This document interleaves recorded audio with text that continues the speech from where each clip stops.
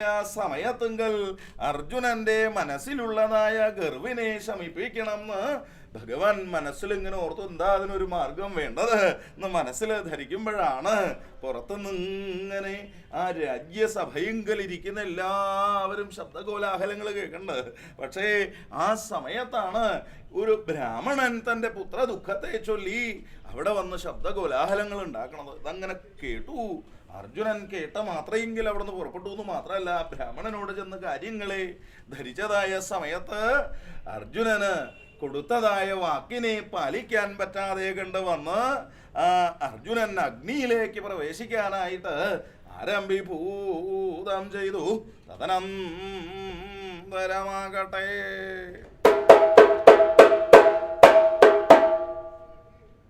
പ്രദക്ഷണീകൃത്യ സുരേന്ദ്രസൂനാ വഹനായ വഹനൗ പതിതും പ്രവൃത്തേ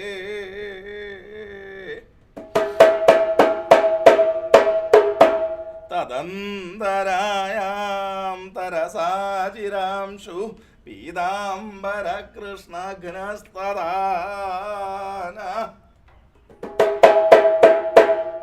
ഭഗവാൻ സാക്ഷാൽ ശ്രീകൃഷ്ണൻ അർജുനനെ കേറി അങ്ങോട്ട് പിടിച്ചു. എന്താ അങ്ങനെ പിടിക്കാൻ കാരണം എന്നാണെങ്കിൽ അർജുനൻ അഗ്നിയിലേക്ക് അങ്ങോട്ട് പ്രവേശിക്കുക. എന്താ ഈ പറയണേ? പ്രദക്ഷണീ കൃത്യ സുരേന്ദ്രസൂന വഹനായ വഹനൗ പതിതും പ്രവർത്തേ. അർജുനൻ ആ അഗ്നിയിലേക്ക് ബ്രാഹ്മണനെ കൊടുത്തിട്ടുള്ള വാക്ക് തനിക്ക് സാധിച്ചില്ല നിറവേറ്റാനായിട്ട്. ഇനി എന്താ വേണ്ടത്? മനസ്സിലിങ്ങനെ ഓർത്തു. ആകെ സങ്കടമാണ് മനസ്സിൽ. എന്തൊരു വഴി വേണ്ടു എന്നാ സ്വതേ ആ ബ്രാഹ്മണന് വാക്ക് കൊടുത്തു എന്ന് പറഞ്ഞാൽ അർജുനൻ ഇങ്ങനെ കാര്യമായിട്ട് ഇങ്ങനെ പുറപ്പെടണ്ട്. ആ യുദ്ധങ്ങളൊക്കെ കഴിഞ്ഞ് കൗരവ പാണ്ഡവ യുദ്ധമൊക്കെ കഴിഞ്ഞ് പാണ്ഡവര് അതികേമായിട്ട് ഇങ്ങനെ വസിച്ചു വരിക.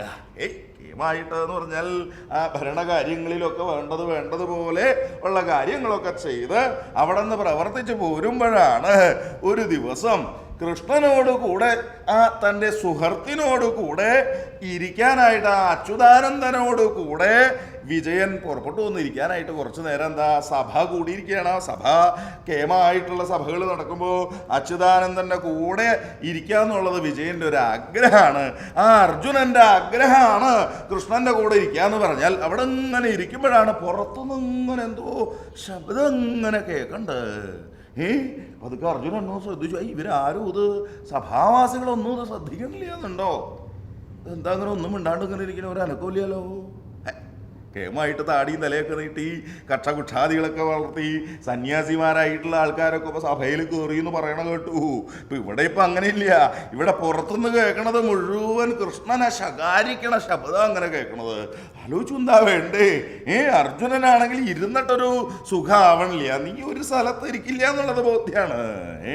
ആലോചിച്ച് ഓരോന്നോരോന്ന് എടുക്കാനും പറക്കാനായിട്ട് വന്നിട്ടുണ്ട്. ഇതിങ്ങനെ ഇടയ്ക്ക് ഇങ്ങനെ അങ്ങോട്ടും ഇങ്ങോട്ടും ആയിട്ട് കഴിച്ചു കൂട്ടണം. ഇല്ല എന്നുണ്ടെങ്കിൽ ഒന്നും നേരെയാവില്ല. എന്താ സംശയമാണ്. ഇത് ആരായി ഭഗവാൻ എങ്ങനെ ചീത്ത വിളിക്കണത്? പതുക്കെ പുറത്തേക്ക് അങ്ങോട്ട് കടന്നു. അർജുനൻ നോക്കുമ്പോ എന്താ കാണുന്ന കാഴ്ച? ഒരു ബ്രാഹ്മണൻ കേമായിട്ട് ഇങ്ങനെ വിളിക്കേ, എടാ കൃഷ്ണ, നീ ഇവിടെ ഇങ്ങനെ അതിൻ്റെ ഉള്ളിൽ ഇങ്ങനെ ഇരുന്നോ? നീ അതിൻ്റെ ഉള്ളിൽ ഇങ്ങനെ ഇരുന്ന് നീ കഴിച്ചു കൂട്ടിക്കോളൂ. നീ ആ അമ്പാടിയിലുള്ള സ്ത്രീകളെ മുഴുവൻ പറ്റിച്ച് ഒരു കൂട്ടത്തിൽ നിന്റെ മായാജാലങ്ങളെ കൊണ്ട് അച്യുതാനന്ദ നീ ഇങ്ങനെ ഇരുന്നോളൂ. പക്ഷെ ഞാൻ എൻ്റെ സങ്കടം, എൻ്റെ ഉണ്ണികള് ഒക്കെ നീ ഇതൊക്കെ അറിയണ്ടെന്ന് ഞാൻ വിശ്വസിക്കണില്ല. കാരണം നിനക്കൊരു കഴിവില്ല. എല്ലാവരും പറയണ്ട, പുറത്തുള്ള ആൾക്കാരൊക്കെ പറയണ്ട, ഓരോന്നായിട്ടാ പറയണത്. ഈ ഭരണം മോശമായത് കൊണ്ടാണ് എൻ്റെ ഉണ്ണികളെ സംരക്ഷിക്കാൻ സാധിക്കാത്തത് എന്നുള്ള കാര്യത്തിൽ തർക്കമൊന്നുമില്ല. നിന്റെ കാര്യം പോട്ടെ, ഉണ്ടല്ലോ നിനക്കൊരേട്ടൻ ബലരാമൻ. അവനാണെങ്കിൽ ആ മദ്യത്തിൻ്റെ പിറകെയാ. എവിടെയാണോ മധു പാനം ചെയ്യാൻ തരാവുക അത് എവിടെന്നാ കരസ്ഥാക്കുക എന്ന് നോക്കിയിട്ടാ ബലരാമന്റെ നടത്തി. നീയാണെങ്കിൽ സ്ത്രീലമ്പടനായിട്ട് ഇങ്ങനെ നടക്കുക. പിന്നെ എങ്ങനെയാ ഈ ബാക്കിയുള്ള പ്രജകളുടെ കാര്യമൊക്കെ ഒന്ന് കേമാക്കണം എന്നുണ്ടെങ്കിൽ മനസ്സിൽ എന്തെങ്കിലും ഒരു ഇരുത്തം വേണ്ടേ? കൊള്ളരുതാത്തവരെ, എനിക്ക് ഈ ഗതി നിന്നെ പ്രതീക്ഷിച്ച് നീ കേമനാണല്ലോ എന്ന് വിചാരിച്ച് ഞാൻ പുറപ്പെട്ടോട്ട്. ഇതാവിടെ എന്താ വേണ്ടേ? എന്താ അങ്ങോട്ട് നോക്കണേ? എന്താ അവിടെ കിടന്ന് ശബ്ദം ഉണ്ടാക്കാൻ പറ്റില്ല? സഭ കൂടുന്ന സമയമാണ്, ഭഗവാൻ അകത്തുണ്ട്. എന്താ വേണ്ടേ ഓപ്പോ അങ്ങേക്ക്? പറഞ്ഞോളൂ, എന്നോട് പറഞ്ഞോളൂ. എന്താ തൻ്റെ സങ്കടം എന്ന് വെച്ചാൽ എന്നോട് പറയൂ, ഞാൻ സാധിച്ചു തരണുണ്ടാകുന്ന എനിക്ക്. നോക്കി അതൊക്കെ എന്താ കേമായിട്ടുള്ള വർത്താനാ? എന്നോട് പറഞ്ഞോളൂ എന്ന് പറയാം. ആരാ നീ? എന്നോട് പറഞ്ഞോളൂ എന്ന് പറയാനായിട്ട് നിനക്ക് എന്ത് കേമത്താണുള്ളത്? നീ ആരാ? നീ ആരാന്ന് പോലും അറിയാതെ കണ്ട കൃഷ്ണൻ അതിനകത്ത് ഒരുത്തൻ ഇരിക്കണ്ട്. ധാരാളം ക്ഷത്രിയരൊക്കെ കൂടെ ഉണ്ട് എന്നൊക്കെയാണ് അവൻ്റെ വിശ്വാസം. പക്ഷേ എൻ്റെ ഉണ്ണികളെ സംരക്ഷിക്കാനായിട്ട് അവനിതുവരെ സാധിച്ചിട്ടില്ല. പിന്നെയാണോ നീ ഉറപ്പെട്ട എന്താ വേണ്ടതെന്ന് വെച്ചാൽ സാധിച്ചു തരാൻ പോണത്? അല്ല ബ്രാഹ്മണരെ, അങ്ങ് ഇങ്ങനെ ക്രുദ്ധിക്കാനായിട്ടൊന്നുമില്ല. അങ്ങയുടെ മനസ്സിലുള്ള വിഷമം എന്നോട് പറയൂ. ഞാൻ അർജുനനാണ്. അർജുനൻ. പിന്നെ എന്തിനാ സങ്കടപ്പെടുന്നത്? എന്ത് കാര്യം ഉണ്ടെങ്കിലും പറഞ്ഞോളൂ, ഞാൻ സാധിച്ചു തരുന്നുണ്ട്. അർജുനനാണ് അത്രേ. കഷ്ടം. അർജുന, മായാജാലക്കാരനായ ഇന്ദ്രജാലക്കാരനായിട്ടുള്ള കേമന്മാരിൽ കേമനായിട്ടുള്ള ആ അച്യുതാനന്ദൻ വിചാരിച്ചിട്ട് ഒരു കാര്യം പോലും സ്വന്തമായിട്ട് നടക്കണ്ടോ? ഇല്ല. ഇനി നീ വന്ന് എന്ത് കാര്യം നടത്താനാ പോണത്? കഷ്ടം. നീ ഒന്നും വിചാരിച്ചാൽ സാധിക്കാൻ പോണില്ല. എൻ്റെ ഗതി, എൻ്റെ വിധി ഇതാണ്. ഞാൻ സമാധാനിക്കല്ലാണ്ട് നിവൃത്തിയില്ല. ഭഗവാനെ, ആരെ പ്രതീക്ഷിക്കണ്ടോ അടിയൻ? ഇങ്ങനെ പുലഭങ്ങൾ ഇങ്ങനെ പറയണ്ട്. അവിടെ അർജുനന്റെ മനസ്സൊന്നും പടയാണ്ടിരുന്നില്ല. അല്ല ബ്രാഹ്മണരെ, അങ്ങേക്ക് എന്താ മനോഷം എന്ന് വെച്ചാൽ എന്നോട് പറഞ്ഞോളൂ, ഞാൻ സാധിച്ചു തരണുണ്ട് അങ്ങേക്ക്. അവിടത്തെ കൃപാകടാക്ഷത്തെ കൊണ്ട് അടിയനുണ്ടാവണ കുട്ടികൾ മുഴുവൻ മരിച്ചു പോവാ. എൻ്റെ കൃപാകടാക്ഷം കൊണ്ട് ഉണ്ണികളും മരിക്കും. എന്താ ഇദ്ദേഹം പറയണേ? അല്ലാണ്ട് എന്താ ഞാൻ പറയണ്ടേ? ഒരെണ്ണത്തിനെ ലാളിക്കാനായിട്ട് സ്നേഹിക്കാനായിട്ട് അടിയന് കിട്ടണ്ടേ? കേട്ടു. അർജുനാണെങ്കിൽ ആകെ വശമായി. എന്താ വേണ്ടതെന്ന് മനസ്സിലൊന്നും ഓർക്കണില്ല. അല്ലേ ബ്രാഹ്മണ, അവിടത്തെ ഇനിയും അവിടത്തേക്ക് ഉണ്ടാകാൻ പോകുന്നതായ ഉണ്ണിയെ ഈ ഞാൻ സംരക്ഷിക്കുന്നുണ്ട്. അങ്ങോട്ട് കേട്ടു ബ്രാഹ്മണൻ. അവിടെ നിന്ന് എന്ത് സംരക്ഷിക്കാനാ? അവിടെ നിന്ന് ആരാ? അർജുനൻ കേമത്വമൊക്കെ പറഞ്ഞിട്ട് എന്താ ഫലം? കാര്യങ്ങൾക്ക് 8 ഉണ്ണികൾ ഉണ്ടായിട്ട് അവിടെ ഒരാൾക്കും സേവിക്കാനായിട്ട്, ആ കൃഷ്ണനെ പോലും രക്ഷിക്കാനായിട്ട് സാധിച്ചില്ല. പിന്നെയാണോ അവിടെ നിന്ന് പുറപ്പെട്ടേ? അല്ലേ ബ്രാഹ്മണ, അങ്ങൊരു കാര്യം മനസ്സിലാക്കണം. ഞാൻ അനിരുദ്ധനോ ബലരാമനോ സുഗ്രീവനോ ഒന്നുമല്ല. ഞാൻ ദ്രോണാചാര്യയുടെ ശിഷ്യൻ, ഗാന്ധീവധാരിയായിട്ടുള്ള അർജുനനാണ്. മനസ്സിലാവണ്ടോ അങ്ങേക്ക്? ഒരു സംശയവും വേണ്ട. ഇനി അവിടത്തെ ഉണ്ണിയെ സംരക്ഷിക്കാൻ എനിക്ക് സാധിച്ചില്ല എന്നുണ്ടെങ്കിൽ ആത്മാഹുതി ചെയ്യും. അഗ്നിയിലേക്ക് ചാടി ഈ ശരീരത്തെ ദഹിപ്പിക്കാൻ ഞാൻ തയ്യാറാണ്. അവിടെ ഒന്നും ഒരു വിഷമവും വേണ്ട. കുണ്ഠിതപ്പെടാതെ അങ്ങ് പുറപ്പെട്ടോളൂ. വാക്കുകൾ അങ്ങോട്ട് കേട്ടു. അർജുനന്റെ ശക്തമായിട്ടുള്ള വാക്കുകളെ കേട്ടതായ ബ്രാഹ്മണൻ അവിടെ നിന്ന് ഏറെ സന്തോഷത്തോടു കൂടി ഒരു പരിഭ്രമില്ലാണ്ട് മടങ്ങി. നീ സമയാവുമ്പോൾ അറിയിച്ചാൽ മതി എന്നാ അർജുനൻ പറഞ്ഞേക്കണത്. അർജുനന്റെ ആ വാക്കുകളെ കേട്ട് മൂഢമായിരിക്കുന്ന സ്വപ്നത്തെ കാണാനായിട്ട് തുടങ്ങി. ഇനി ഒരു ഉണ്ണി ഉണ്ടാവൂലോ തനിക്ക്. സന്തോഷത്തോടു കൂടി ആ ബ്രാഹ്മണൻ അവിടെ നിന്ന് മടങ്ങി. ഏറെ കാലങ്ങളൊന്നും ആയില്ല. ആ ബ്രാഹ്മണ പത്നിയാകട്ടെ ഗർഭിണിയായി. ഇനി എന്താ വേണ്ടേ? അർജുനനെ വിവരം അറിയിക്കണം. അതിന് ആളെ പറഞ്ഞയച്ചു. അർജുനനെ ചെന്നറിയിക്കണം. കാത്ത് രക്ഷിക്കാന്നാണ് പറഞ്ഞിട്ടുള്ളത്. ഉടനെ പുറപ്പെട്ടോളൂ എന്ന് പറഞ്ഞു. അർജുനൻ വിശദമായിട്ടുള്ള വിവരങ്ങളൊക്കെ അറിഞ്ഞു. അവിടെ നിന്ന് പതുക്കെ അർജുനനും പുറപ്പെട്ടു. എന്താ ഇനി രക്ഷിക്കാതെ കണ്ട നിവൃത്തിയില്ല. തൻ്റെ വാക്ക് നിറവേറ്റുക എന്നുള്ള കാര്യത്തിൽ ഒരു സംശയമില്ല. ധർമ്മപുത്രരുടെ അടുത്ത് ചെന്നു. ഏട്ടാ, ആ ബ്രാഹ്മണന്റെ വാക്കിനെ നിറവേറ്റാനായിട്ട് ഞാൻ പുറപ്പെടുകയാണ്. ഓ ഉണ്ണി, എല്ലാം കേമാവും, വിജയിച്ചു വരൂ. ഉണ്ണി പുറപ്പെട്ടോളൂ. അനുഗ്രഹിച്ചു ധർമ്മപുത്രരുടെ കേമായിട്ട്. നോക്കുമ്പോ എന്താ ഒരു ഭാഗത്ത് ഭീമസേനൻ ഇങ്ങനെ ഇരിക്കുന്നുണ്ട്. പതുക്കെ ഏട്ടൻ്റെ അടുത്തേക്ക് ഒന്നും കൂടി ചെന്നു. ആ ഭീമസേനന്റെ അടുത്തേക്ക് പതുക്കെ ചെന്നു. അല്ലേ ഏട്ടാ, ആ ബ്രാഹ്മണന്റെ അടുത്തേക്ക് പുറപ്പെടുകയാണ് ഞാൻ. ആ ഉണ്ണിയെ സംരക്ഷിക്കാനായിട്ട്, ഞാൻ കൊടുത്ത വാക്കിനെ നിറവേറ്റാനായിട്ട് ഞാൻ പുറപ്പെടുകയാണ്.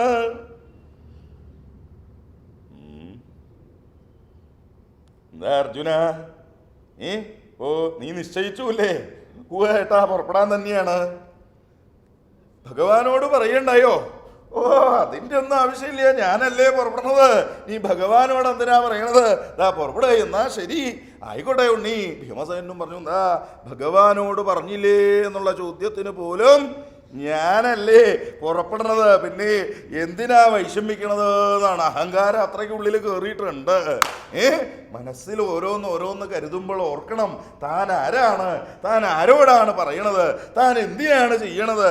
അവനവന്റെ നിത്യസുഖത്തിന് ആ നിരന്തരമായ കാര്യങ്ങൾ നടക്കണമെങ്കിൽ ഈശ്വര ചിന്തയൊന്നും ഇല്ലാതെ കണ്ട് എപ്പോ തുടങ്ങണോ അവിടെ നിന്ന് നാശം തുടങ്ങി എന്ന് വേണം പറയാനായിട്ട്. അഹങ്കാരം എപ്പോ ജനിക്കണോ, ഞാൻ കേമനാണ്, എന്നെ പോലത്ര യോഗ്യനായിട്ട് വേറെ ആരുമില്ല, ഞാനാണ് യോഗ്യൻ എന്നുള്ള ഭാവം മനസ്സിൽ എവിടെ വിരിയണോ അവിടെ നിന്ന് നാശം തുടങ്ങി എന്ന് വേണം പറയാനായിട്ട്. അർജുനൻ ഗാന്ധീവധാരിയായിട്ടുള്ള അർജുനൻ കേമായിട്ട് ആ ബ്രാഹ്മണന്റെ ഗൃഹത്തുങ്കലേക്ക് പുറപ്പെട്ടു എന്ന് മാത്രമല്ല, അവിടെ ചെന്നു വേണ്ട സ്ഥലങ്ങളൊക്കെ കണ്ടു. ആ ഗൃഹത്തിന്റെ മുൻപിലായിട്ട് തന്നെ തൻ്റെ ആ ഗാന്ധീവധാരിയായിട്ടുള്ള അർജുനൻ ആ വില്ലങ്ങോട്ട് എടുത്തു, അസ്ത്രമൊന്ന് അയച്ചു മേൽപോട്ട്. എടുക്കുമ്പോൾ 1, തൊടുക്കുമ്പോൾ 10, ചെന്നുകൊള്ളുമ്പോൾ 1000, ഒന്നിനെ അനവധി നിരവധി അസ്ത്രങ്ങളാക്കി മാറ്റാൻ കഴിവുള്ളതായ അർജുനൻ ഒരസ്ത്രത്തെ പ്രയോഗിച്ച മാത്രയെങ്കിൽ അനവധി അസ്ത്രങ്ങളായിട്ട് ചേർന്ന് ഒരു കൂടാരായിട്ട് അങ്ങോട്ട് മാറിയത്. ആ ശരകൂടാരത്തെ അവിടെ അങ്ങോട്ട് തീർക്കണ്ടായി. ആ കൂടാരത്തിലേക്ക് ആ ബ്രാഹ്മണ ഭഗ്നിയെ ഇനി അസുരന്മാരെന്നല്ല, കാറ്റ് പോലും കടക്കണമെങ്കിൽ അർജുനനോട് ചോദിച്ചിട്ട് വേണം അകത്തേക്ക് കിടക്കാനായിട്ട്. അവിടെ പിന്തിരിഞ്ഞങ്ങോട്ട് നിലയങ്ങോട്ട് ഉറപ്പിച്ചു അർജുനൻ. ഇനി എന്താ ഇവിടെ നടക്കണേന്ന് കാണണം. അല്പം പോലും പരിഭ്രമമില്ലാതെ കണ്ട് ആ ബ്രാഹ്മണന്റെ ചൈതന്യവത്തായ മുഖത്തെ കണ്ട് അർജുനനും ഏറെ സന്തോഷമായി. എന്താ അർജുനന്റെ ഗാന്ധീവധാരി തൻ്റെ ഉണ്ണിയെ സംരക്ഷിക്കാനായിട്ട് തൻ്റെ മുൻപിൽ ഇങ്ങനെ നിലയുറപ്പിച്ചിരിക്കണു. എന്താ ഒരു കേമത്വം, എന്താ ഇതിൻ്റെ ഒരു അവസ്ഥ എന്നുള്ളത് വാക്കുകളെ കൊണ്ട് വർണ്ണിക്കാൻ നിവൃത്തിയില്ല. ആ ബ്രാഹ്മണൻ ഇങ്ങോട്ടൊന്ന് നടക്കണു. ആ ഭാര്യയുടെ ആ പ്രസവത്തെ, വേദനയെ പോലും അല്ല ചിന്തിക്കണത്. മനസ്സിൽ തൻ്റെ ഉണ്ണിയെ കാണാനുള്ള ആ കൊതി കൊണ്ട് എന്താ വേണ്ടേ എന്നുള്ളൊരു ചിന്തകള് മനസ്സിലില്ലാണ്ടില്ല. അർജുനനാകട്ടെ, ഗാന്ധീവധാരിയായ അർജുനൻ പതുക്കെ തിരിഞ്ഞൊരു ഭാഗത്തേക്ക് അങ്ങോട്ട് നിൽപ്പായി.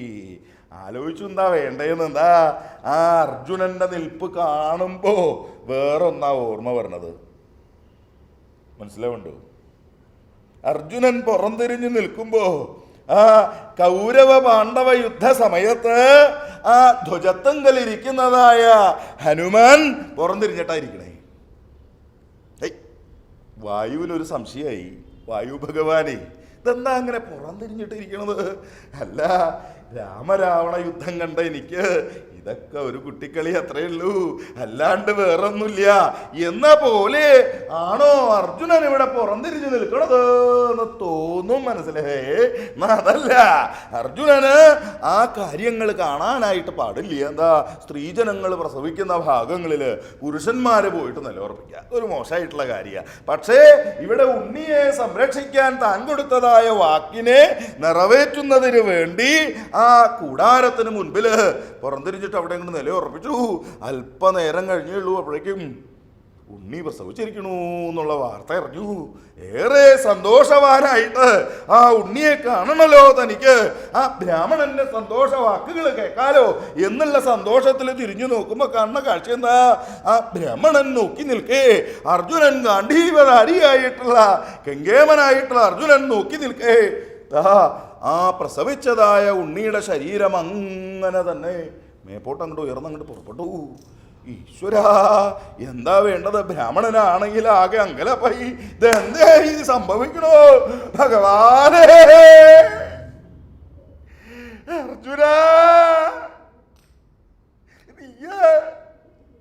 നീ ഒറ്റൊരുത്തൻ കാത്തോളാം എന്ന് പറഞ്ഞിട്ട് ഈ കഴിഞ്ഞ കുട്ടികളുടെ ആ ജഡമെങ്കിലും എനിക്ക് ഒരു മാത്ര കളിപ്പിക്കും. കേൾപ്പിക്കാനായിട്ട് കിട്ടി. നീയെ സംരക്ഷിച്ചോളാം. മൂഢനായിട്ടുള്ള നിന്റെ വാക്കുകളെ കേട്ട് ഞാൻ എത്ര മൂഢനായിട്ട് വേണം അർജുന?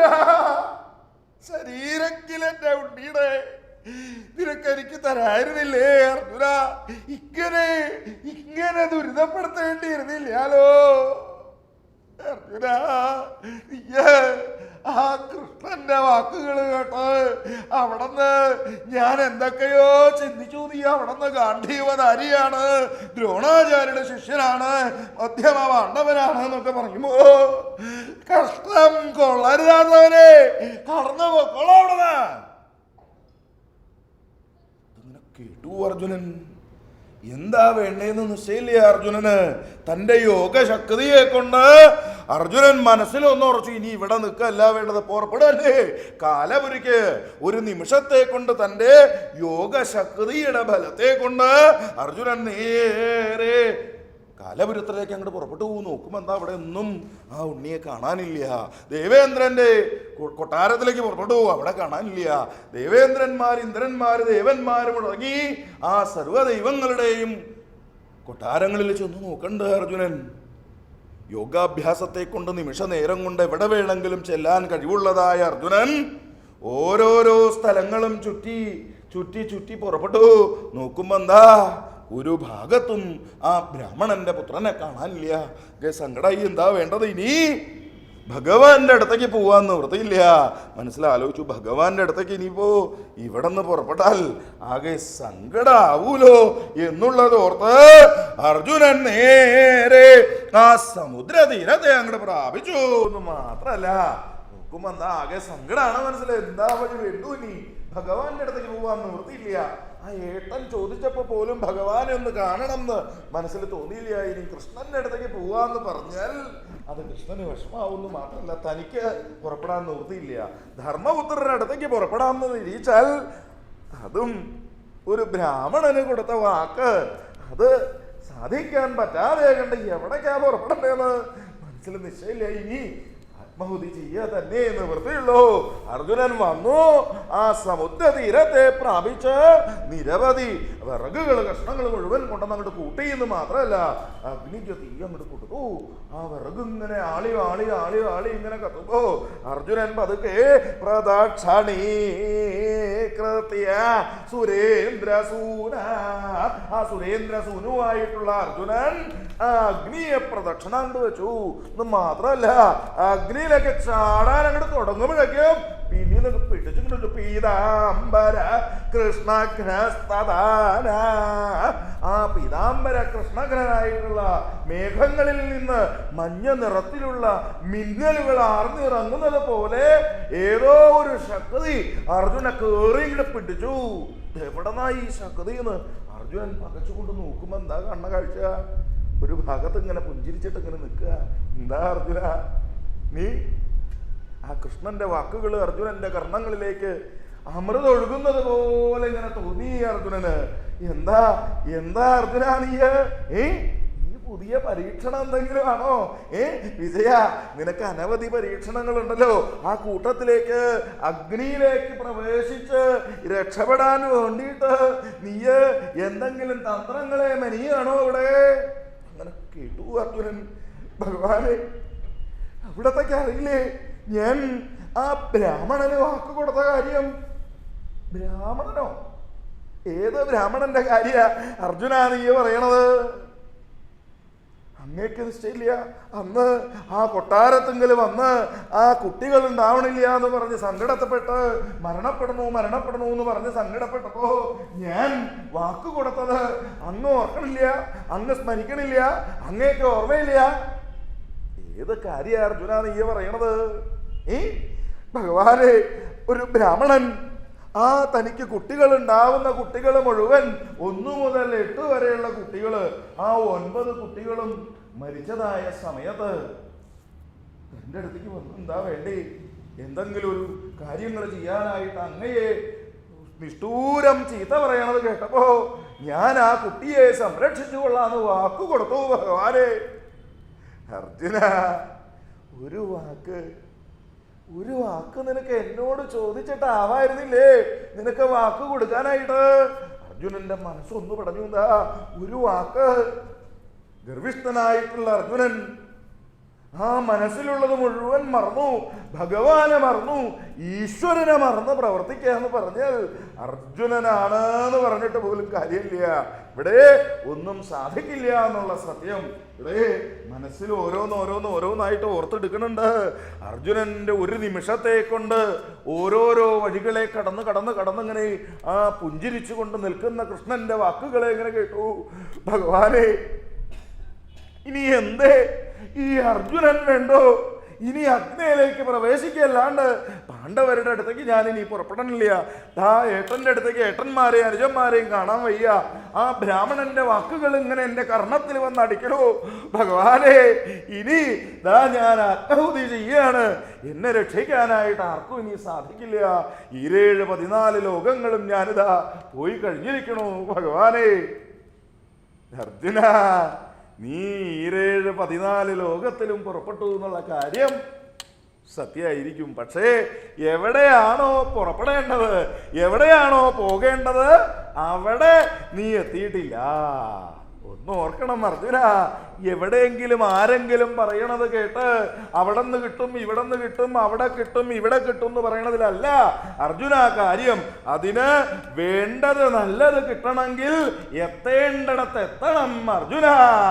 അത് നീ ഉൾക്കൊണ്ടില്ല. അതാ നിനക്ക് പറ്റിയത്. വരൂ, ഞാൻ കാണിച്ചു തരണുണ്ട്. നിന്നെ കൈക്ക് അങ്ങോട്ട് പിടിച്ചു എന്ന് മാത്രമല്ല, ആ രഥങ്ങളിലേക്ക് അങ്ങോട്ട് കയറി എന്ന് മാത്രമല്ല, ഇരിപ്പുറപ്പിച്ചു.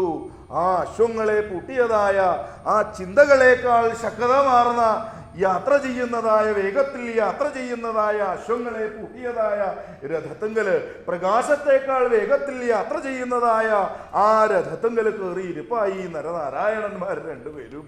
മാത്രമല്ല, നിമിഷാർത്ഥ നേരത്തെ കൊണ്ട് 7 സമുദ്രങ്ങളും 7 ദ്വീപുകളും ഒക്കെ കടന്ന് ആ ലോകാലോക പർവ്വതത്തെ കടന്ന് ആ അശ്വം